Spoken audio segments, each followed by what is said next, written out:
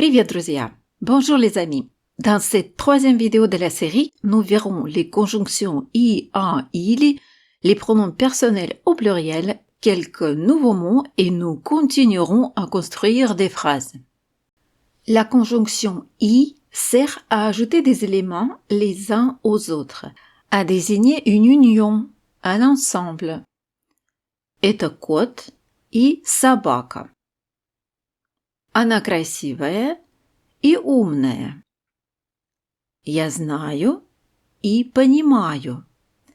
Dans cette dernière phrase, on omet le mot «я» devant le deuxième verbe. Si vous dites «я знаю» et «я понимаю», ce n'est pas une faute, mais généralement, si les verbes se rapportent au même sujet et se suivent, on ne répète pas les sujets avant chaque verbe. La conjonction «à» sert à exprimer l'opposition entre les éléments de la phrase. Elle est notamment utilisée après une négation pour apporter une correction.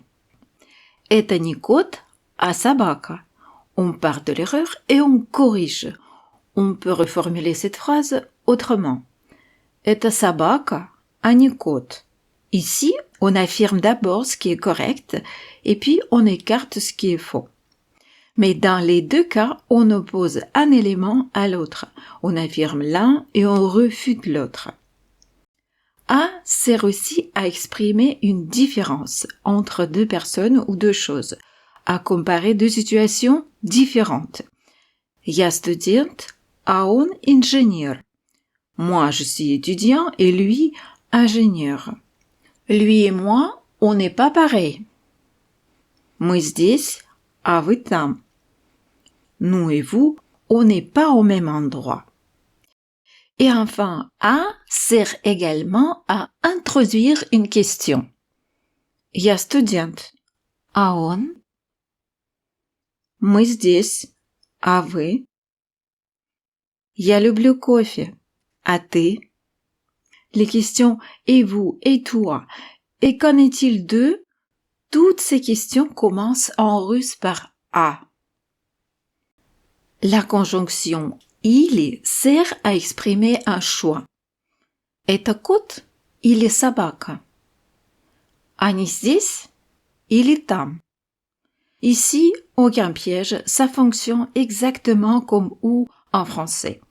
J'aimerais juste attirer votre attention sur la prononciation de ce mot. C'est le premier i qui est accentué. Il est long et fort, alors que le dernier i est réduit. Gommer, manger, en tout cas, il ne faut pas qu'il ressorte. Répétez après moi. Il est.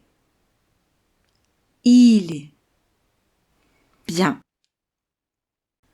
Complétons ces phrases en choisissant entre i, a et il est. Это дом и машина.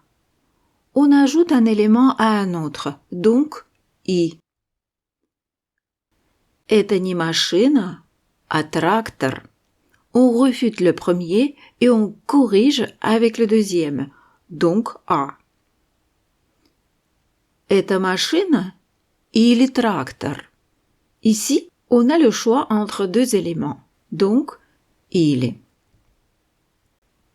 Dans cette vidéo, nous avons vu des phrases contenant des pronoms personnels au pluriel.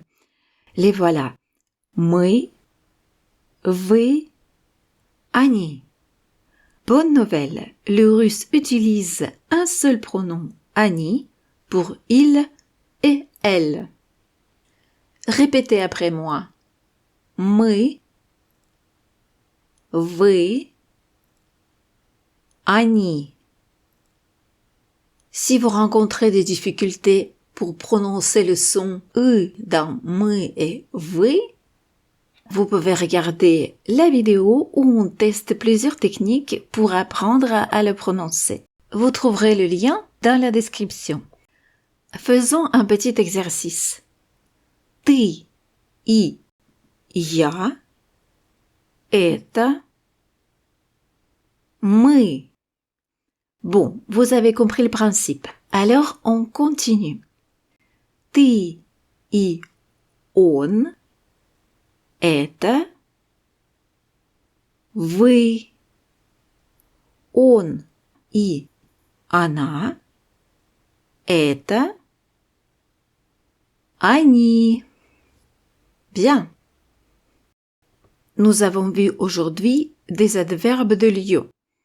Здесь, ici, que nous avons déjà rencontré dans les vidéos précédentes, et l'adverbe tam, qui signifie là-bas. Les deux adverbes répondent à la question где, qui signifie où. Pour dire toc toc, qui est là, on dit en russe тук-тук. Кто там? Apprenons encore un adverbe très simple et très utile.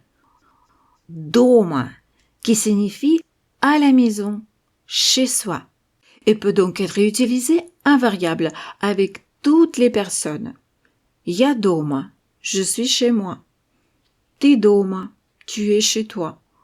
Он дома, она дома, мы дома, вы дома, они дома.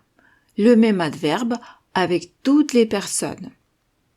Utilisons ces 4 adverbes et 2 pronoms pour construire des phrases. Где мы?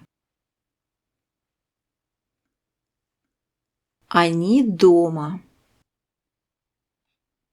4 autres mots pour les phrases suivantes. Здесь и там. Он дома, а она.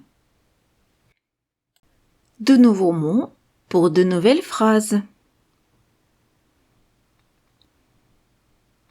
Это роза или кактус? Это роза и кактус. Это роза, а не кактус. Eh bien, c'est tout pour aujourd'hui. Soyez là pour la suite de la série. Спасибо. До встречи.